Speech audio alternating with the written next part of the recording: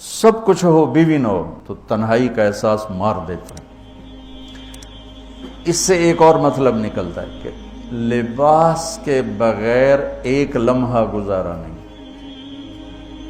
سارا دن پانی نہیں پیتے ہیں نا، اب میں بیان میں پانی پی رہا ہوں، لیکن 16 گھنٹے تو گزارے ہیں نا، پانی نہیں پیا، کھانا نہیں کھایا، 16 سیکنڈ لباس کے بغیر گزار سکتے ہیں؟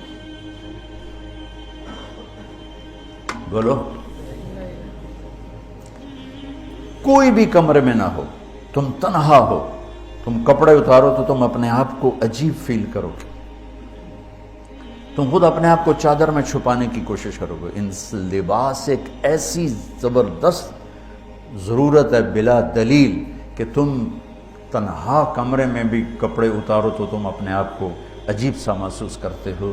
اس سے پتہ چلا کہ بیوی کے بغیر کوئی زندگی نہیں ہے اور خامد کے بغیر عورت کی کوئی زندگی نہیں ہے۔ یہ ہمارا بدبخت معاشرہ ہندی کہ کسی بچی کو طلاق ہو جائے وہ گل سڑ کے مر جاتی، اس کی شادی نہیں ہوتی۔ کوئی جوان بچی بیوہ ہو جائے وہ سسک سسک کے مر جاتی، اس کی شادی نہیں ہوتی۔ کوئی 40-50 سال کا ہو جائے مرد، اس کی بیوی مر جائے، کوئی اس کو لڑکی دینے کے لیے تیار کوئی نہیں۔ اور لباس کا لفظ بتاتا ہے کہ شادی کے بغیر انسان ننگا ہے، اور ننگے انسان کا کوئی کہیں بھی گزارا نہیں ہے۔ لفظ لباس بتاتا ہے کہ ہم اس چیز کو رواج دیں کہ شادیاں ہوں، بیوہ کی شادی ہو، مطلقہ کی شادی ہو، کوئی کس کی بیوی مر جاتی ہے۔ حضرت ابن مسعود کا فرمان ہے اگر میری موت میں 10 دن باقی ہوں تو بھی میں شادی کر لوں گا اگر میری بیوی مر جائے تو۔ ابو ہریرہ کہتے ہیں اگر میری زندگی میں 7 دن باقی ہوں اور میری بیوی مر جائے تو میں 1 ہفتہ بھی شادی کے بغیر نہیں رہوں گا، میں شادی کر لوں گا۔ تو ہم ایک ہندی معاشرے سے متاثر ہیں جہاں بیوہ کی کوئی سنوائی نہیں، مطلقہ کی کوئی سنوائی نہیں، اور کوئی جوان بھی 2-4 بچے ہیں اور بیوی مر جائے تو اس کی کوئی شادی نہیں ہے، وہ سسک سسک کے وہ بلک بلک کے زندگی گزارتے ہیں۔ ہم لوگ اس کو رواج دیں۔ لباس، لفظ لباس بتا رہا ہے کہ جیسے لباس کے بغیر ایک لمحہ آدمی چین سے نہیں بیٹھ سکتا، ایسے ہی اس رشتے کے بغیر زندگی میں کوئی خوبصورتی نہیں، کوئی حسن نہیں۔ میں نے جیسے کہا لباس سب سے قریب ہے، تو اس کے بعد بیوی کا حق سب سے پہلے آ جاتا ہے۔ ماں باپ کی طرف سے زیادتی آئے تو تمہارے ذمے ہے اپنی بیوی کو بچاؤ، اللہ کے واسطے اپنی بیویوں کی حفاظت کرو۔ ہاں تمہاری بیوی کی طرف سے زیادتی آئے تو اللہ کے واسطے ماں باپ کی حفاظت کرو۔ تو اس کا مطلب یہ نہیں کہ تم ڈنڈا اٹھا لو، اپنے اخلاق ایسے بناؤ، سپرنگ بن جاؤ، سپرنگ جو فریشر سے کو قبول کر کے دب کر کے نیچے چلا جاتا ہے۔ نیچے جانے میں جڑ جانے کا نظام چھپا ہوا ہے کہ جھک جاؤ، ماں باپ ناراض ہو ان کے پاؤں پکڑ لو، بیوی ناراض ہو اس کے پاؤں پکڑ لو۔ ذلت میں عزت چھپی ہوئی ہے، ساری زندگی کا تجربہ بتا رہا ہوں۔ ذلت اللہ کی رضا کے لیے ذلت اٹھانے میں عزت چھپی ہوئی ہے۔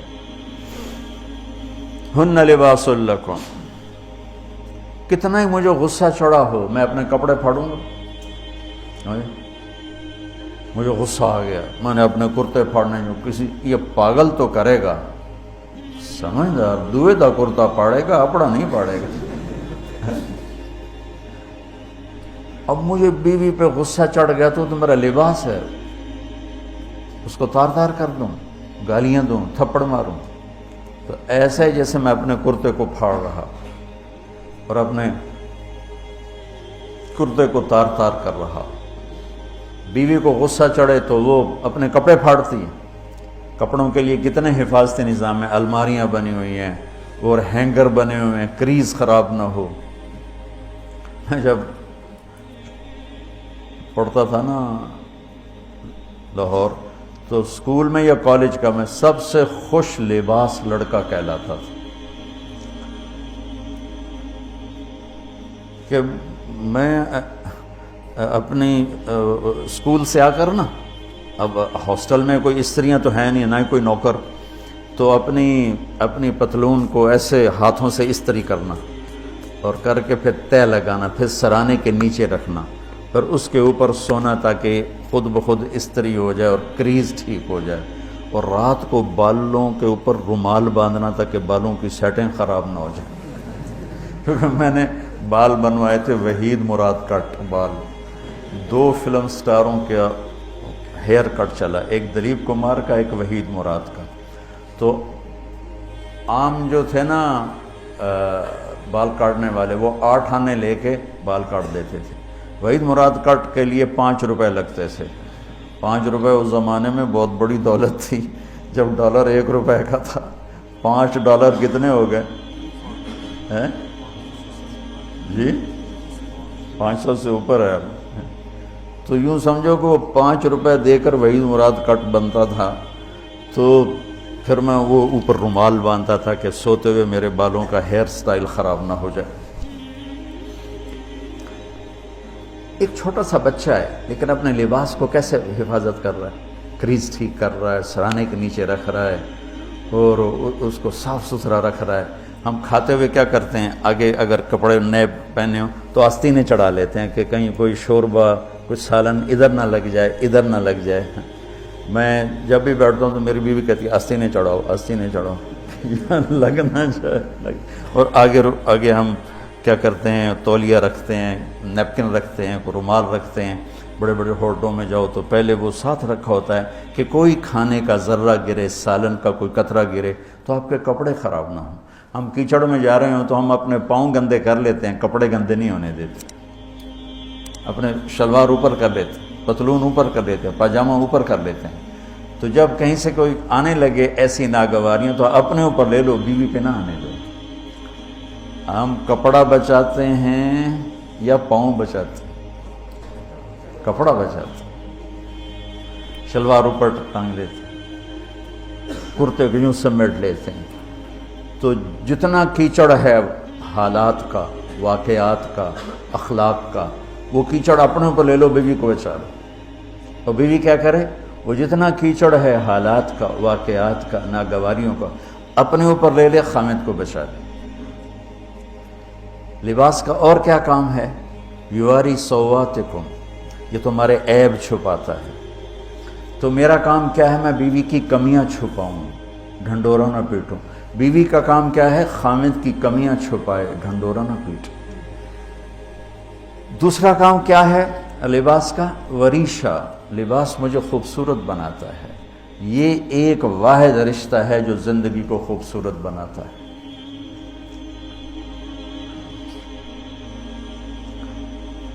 ہن لباس لکم انتم لباس لہن. تو لباس کیا کرتا ہے، زیب و زینت. لباس کیا کرتا ہے، عیب چھپاتا ہے. لباس کیا کرتا ہے، خوبصورت بناتا ہے. تو اس رشتے کو خوبصورت بنانا ہے، بیوی خامند کے لیے، خامند بیوی کے لیے. کس طرح یہ رشتہ خوبصورت بنے گا، اچھے اخلاق کے ساتھ. اچھے اخلاق کے ساتھ. اگر گھر والوں کے اخلاق اچھے ہوں، وہ بچی ساس سسر کو ماں باپ بنا لے، ساس سسر بچی کو ماں باپ بنا لے، خامند بیوی کو ہتھیلی کا چھالا بنا لے، بیوی خامند کو ہتھیلی کا چھالا بنا لے. میں قربان جاؤں اپنے نبی پر.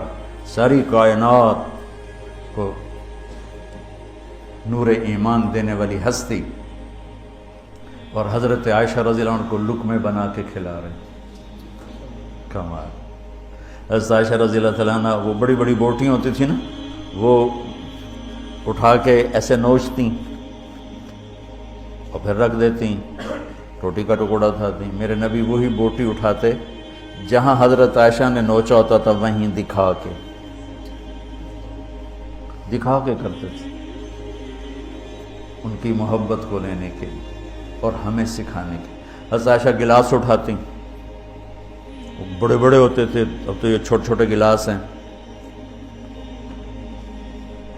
بخل کا زمانہ آ گیا، پانی بھی تھوڑا دیں دیں. ہمارے دیہات کا کلچر تھا، اب تو مٹ گیا ہے، مہمان ہی کوئی نہیں ہوتے. جب کچی سڑکیں ہوتی تھیں اور ذرائع نہیں تھے تو بہت سے مسافر ہمارے ڈیروں میں آ کے رات گزارتے تھے. ہماری پہچان والے نہیں، اجنبی راہگیر، اور کوئی پہچان والے بھی، لیکن جو بھی تھے، کوئی اپنے ہیں، پہچان والے ہیں، دوست ہیں، مسافر راہگیر ہیں، ان کو رات کو کھانے کے بعد دودھ پلانا یہ ہماری تہذیب تھی کہ جتنے بھی ہیں دیرے میں 15 ہیں 20 ہیں 1 ہے، جاؤ بھائی روٹی کھا لی ہاں دودھ پیواؤ سارے ہیں۔ وہ جانور بہت زیادہ ہوتے تھے، کھیتی باڑی کم ہوتی تھی، دودھ وافر ہوتا تھا، وہ گلاس اتنے بڑے بڑے ہوتے تھے، 3 پاؤ کا گلاس ہوتا تھا۔ تو ایک ہمارے دادے کے زمانے کا نا چاچا لال سنپال وہ آ گیا دیرے میں، نوکر گیا دودھ پلانے، تو گلاس کو دیکھ کے نوکر سے کہندا پتر میں نہیں پیندا۔ اسا کہا چاچا کیوں نہیں پینا؟ اسا کہا 2 تو ود پیواں تو بے غیرت بنا تے 2 تے میرا گزارا نہیں جاتا میں نہیں پیندا۔ تو حضرت عائشہ رضی اللہ تعالیٰ عنہ گلاس اٹھاتی اور یہ پیا، یہ رکھا۔ میرے نبی اٹھاتے اور جہاں حضرت عائشہ کے ہونٹ لگے ہوتے تھے وہاں ہونٹ رکھ کے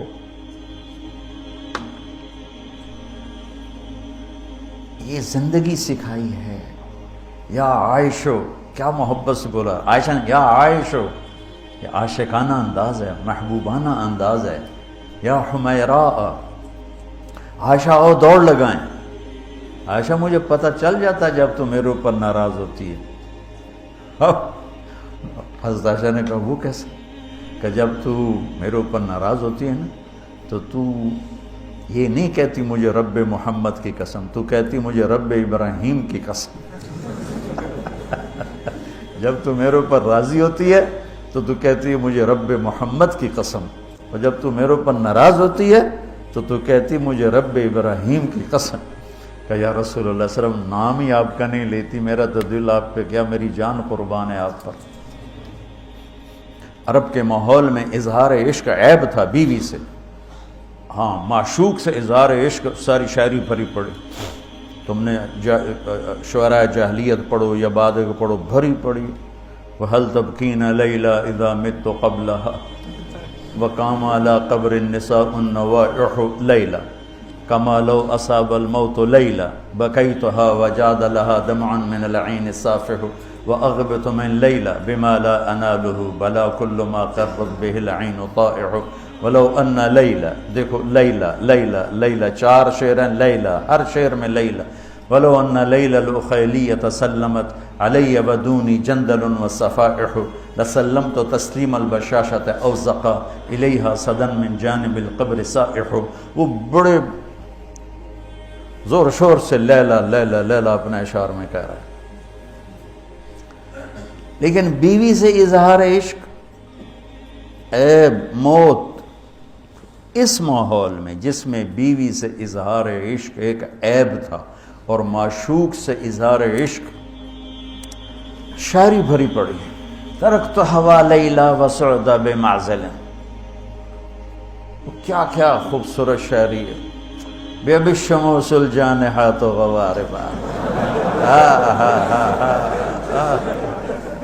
اللہ بساط من الحریر جلاببا حاولنا تفدیتی وخفنا مراقبا فوضعنا ایدیہن فوق ترائب۔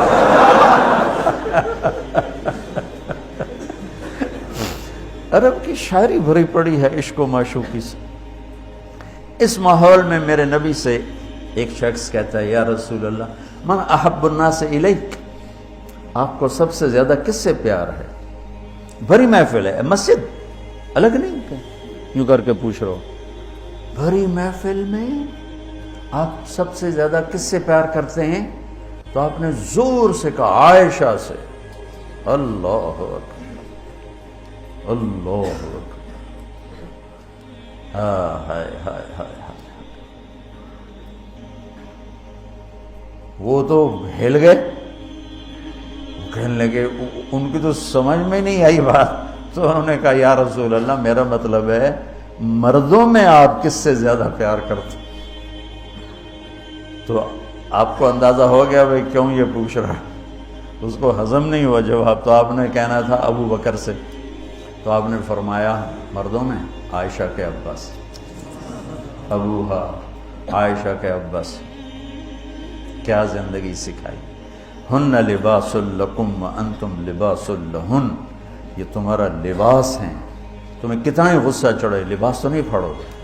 تمہیں غصہ چڑھے بیوی کو بے عزت نہ کرو. بیوی کو غصہ چڑھے تو کرتا پھاڑے گی, اپنا دوپٹے کو آگ میں ڈالے گی, نہیں, اس کو بچائے گی. صرف پاگل یہ کام کرتا ہے. اسی ایک لفظ لباس کے اندر زندگی گزارنے کا پورا طریقہ موجود ہے. اور اسی کے اندر بیواؤں کی, مطلقہ کی, رنڈوے کی شادی کا اشارہ خوبصورت موجود ہے کہ لباس کے بغیر تو ایک لمحہ انسان نہیں گزار سکتا. اس کو رواج دینا یہ ہماری ذمہ ہے, اور اپنے نبی کی معاشرت کو بتانا یہ ہماری ذمہ ہے. تو ان مسائل میں پڑ گئے جن کا نہ جنت سے تعلق ہے نہ جہنم سے تعلق ہے. الٹا وہ مسائل جس میں زیادہ اختلاف ہے اس میں زیادہ بولنا, زیادہ تقریریں کرنا, اس چیز نے ہمیں اپنی منزل سے بہت دور کر دیا. ہم کھو گئے ہیں, کہیں اور چلے گئے ہیں.